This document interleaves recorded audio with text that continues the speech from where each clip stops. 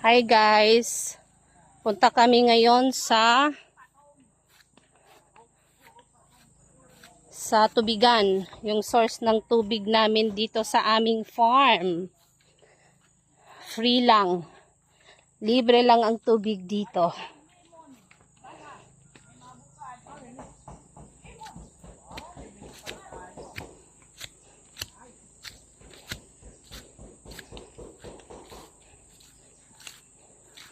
Kasi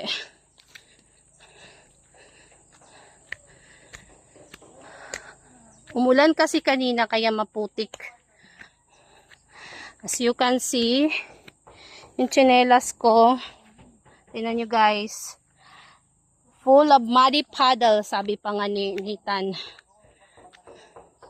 So yan guys, andito na tayo sa ating source, water source.